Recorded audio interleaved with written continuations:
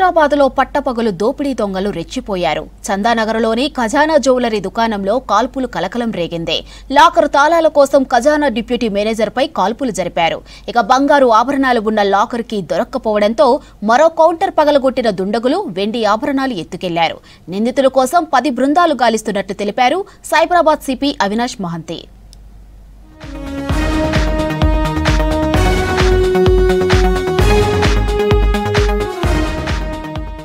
హైదరాబాద్ చందానగర్లోని ఖజానా జ్యువెలరీ దుకాణంలో కాల్పుల కలకలం రేగింది. ఉదయం 10:30కు షాపులోకి చొరబడిన దుండగులు దోపిడీకి పాల్పడ్డారు. లాకర్ తాళాలు తెప్పించాలంటూ ఖజానా డిప్యూటీ మేనేజర్ పై కాల్పులు జరిపారు. బంగారు ఆభరణాలు ఉన్న లాకర్ కీ దొరక్కపోవడంతో మరో కౌంటర్ పగలకొట్టిన దుండగులు వెండి ఆభరణాలు మాత్రం ఎత్తుకుపోయారు. ఉదయం 10 గంటల తర్వాత షాప్ తెరిచిన సిబ్బంది రోజులాగే సమావేశమయ్యారు. లాకర్లో ఉన్న బంగారు ఆభరణాలు తీసుకొచ్చి డిస్ప్లేలో పెట్టాలని కొంతమంది సిబ్బందిని డిప్యూటీ మేనేజర్ పంపించారు.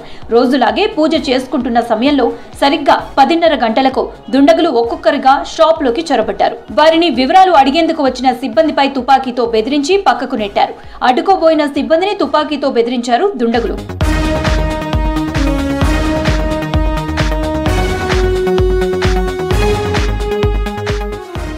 షాప్ పైకి వెళ్లిన సిబ్బంది అప్పటికి బంగారు ఆభరణాలను లాకర్లోంచి తీసుకురాలేదు.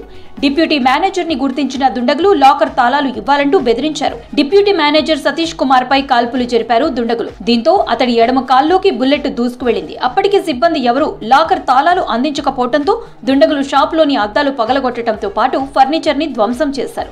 అక్కడే కనిపిస్తున్న లాకర్ ని పగలగొట్టి వెండి ఆభరణాలను తీసుకున్నారు. ఆలోగా పైన ఉన్న కొంతమంది సిబ్బంది పోలీసులకు సమాచారం అందించారు.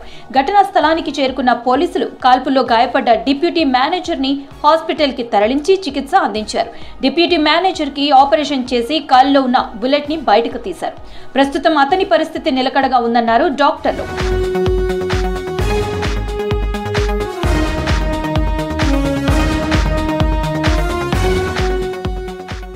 ఘటనా స్థలానికి చేరుకున్న పోలీసులు క్లూస్ టీం సహాయంతో ఆధారాలు సేకరించారు. షాప్ దగ్గరకు చేరుకున్న సైబరాబాద్ సిపి అవినాష్ మహంతి చోరీ జరిగిన తీరుపై ఆరా తీశారు. నిందితుల కోసం 10 బృందాలు గాలిస్తున్నట్లు తెలిపారు సిపి. సిబ్బందిలో డిప్యూటీ మేనేజర్ కి బుల్లెట్ గాయమైందని తెలిపారు. ప్రస్తుతం ఆయన బాగానే ఉన్నారని చెప్పారు. వెండి నగలు తీసుకువెళ్లారని దాని విలువ ఇంకా తెలియదన్నారు సిపి.